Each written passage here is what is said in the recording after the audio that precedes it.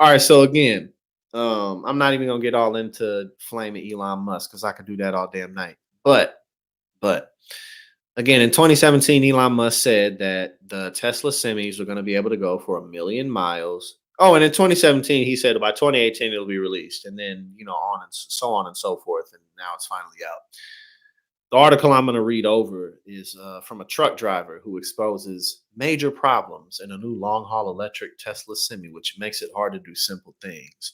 So, again, imagine Tesla if it was ran by somebody who really could focus on it. It wouldn't have the issues because they wouldn't be like overhyping and over promising things. It would be a company that could be built day by day at a real pace and could really fulfill its mission in a way that made sense with a dedicated team who was fully committed to the mission, not with some dork shithead who's the CEO of 50 companies at the same time.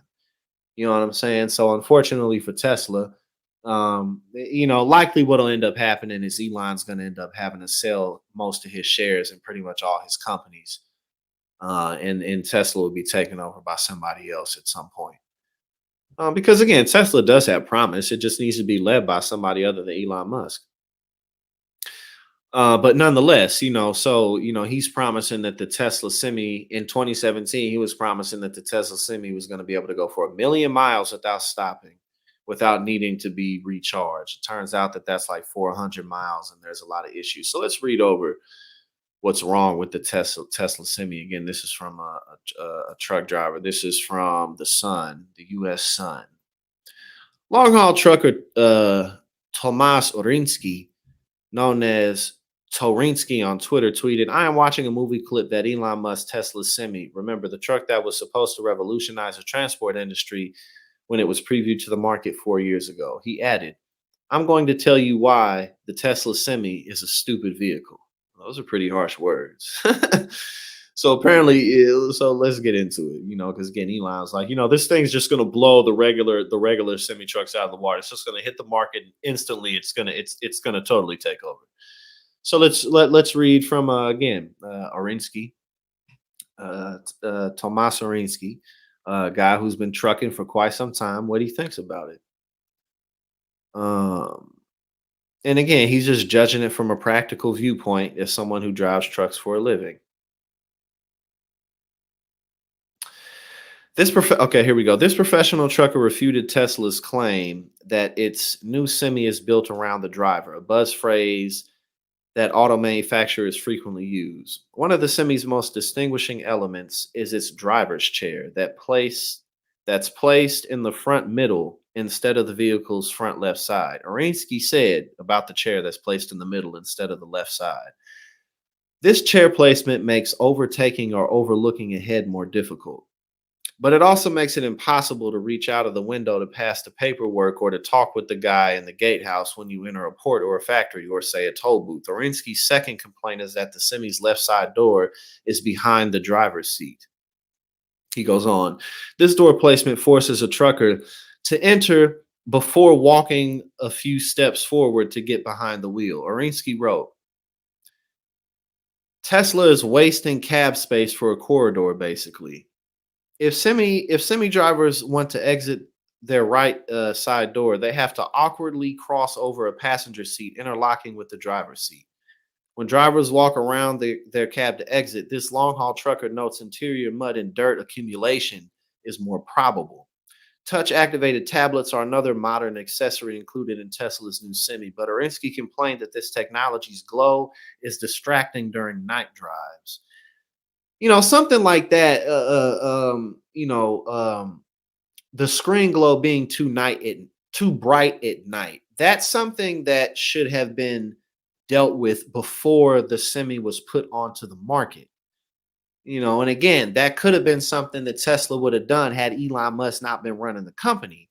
Because something like that is simple. That's too simple of a problem. You know what I mean? Or practical uses like we're going to put the seat in the middle of the truck instead of on the left side. So again, he's practically explaining how that makes the job more difficult. It makes it harder to reach out and do stuff when you're trying to do a toll or do anything with paperwork. It's harder to get in and out of the cab. And he goes on to say that it's too tall. And that mud accumulates and stuff like that. And again, the touch activated pad being too bright at night, something like that. Right. It's like he doesn't like subordinates. Of course, he doesn't like subordinates. All Elon Musk wants, Elon Musk just wants to be praised and liked. But that wouldn't be enough for him because Elon's real problems are in the past and he hasn't dealt with it. So I mean, but ironically enough, or unironically, because again, he's a fucking loser, is that he's not adored, and now he's the shit he's tweeting out, follow the white rabbit, and the shit about the woke mind virus must be eliminated. Like, this coming from a man who's supposed to be taking us to Mars. Like, get the fuck out of here. Somebody who was really dedicated to some shit like that, or even really had that type of a mind, would not be fucking tweeting up shit like that. You know what I'm saying? Like, so we know what's up with him. All right. So we got past the touchpad. Like, again, the touchpad being too bright at night, for that to not just automatically not be an issue, that's bullshit. Elon Musk was talking about this shit years ago, and something like that is a problem. The fuck out of here. When the topic of the semi's angled windshield came up, Arinsky highlighted how the configuration's high placement makes cleaning snow more difficult. So again, just practical problems that should have been, yeah, we'll fix it up. Right. Like, like it just, these are issues that shouldn't be issues. This is basic engineering stuff. Like, what are they doing there? Like this is ridiculous. Again, Elon Musk at some point is going to be forced to sell all his shares in Tesla and whatever else, because no, get the fuck out of here. And Tesla shareholders are mad at him. Rightfully so. Orinsky added that angled windshields have bigger blind spots and are more likely to overheat the semi's cabin. Again, practical issues.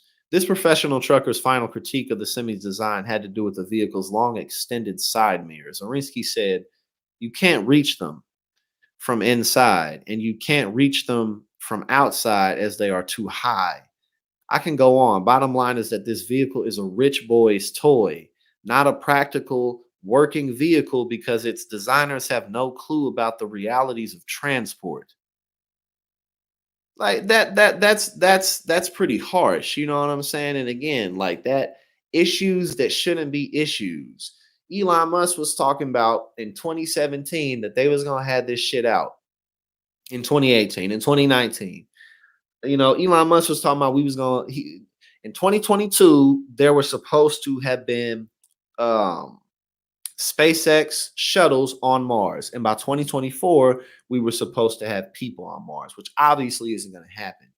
But again, all that's happened is over the course of the last 2 decades, Elon Musk lies after lies after lies. It's just, the game's up, and this Twitter shit really is what put the nail in the coffin. Because I've even said, like, it's not like I'm not like some star or anything. I got a long way to go. But, Twitter really has lost its utility, just for like practical things. The abrupt changes that Elon Musk made. And now, like, when I look on my stream, it just doesn't, I'm not seeing people the same way. Like, even in my mentions, like, like, I don't want to relearn how to use this shit. I don't care. You feel me? Like, once my YouTube channel's just a little bit bigger, I'm gonna just delete my Twitter and put more of my focus on here. Maybe get on another platform. I'm more so on Instagram. But like Elon, like, again, like, just his presence and the shit that he's done. Like, everyone doesn't drive Tesla. Not a lot of people can even afford that, and a lot of people who can afford it don't want Teslas. But people are seeing, the millions and millions of people that have Twitter. Like, we're seeing firsthand that this guy's an idiot, and so Twitter was just fine before he came along. But again, the ultimate finesse. This is the biggest finesse in modern times. Twitter getting away. Twitter fucking robbed Elon's ass. Elon came in puffing his chest out, talking about, I'm going to buy Twitter for $54 a share. $44 billion, which we know the company's not valued at. And then he went so far, he dipped his toes in the pool too much. And then he was like, oh no, I'm not going to do this. And Twitter was like, yes, your bitch ass is. Fuck you mean? Then they made Elon ass do it, and now we're seeing. I mean, the finesse. I mean, and they knew too. They knew. Hey, I applaud them. Shit, why not? They're gonna be collecting for years to come.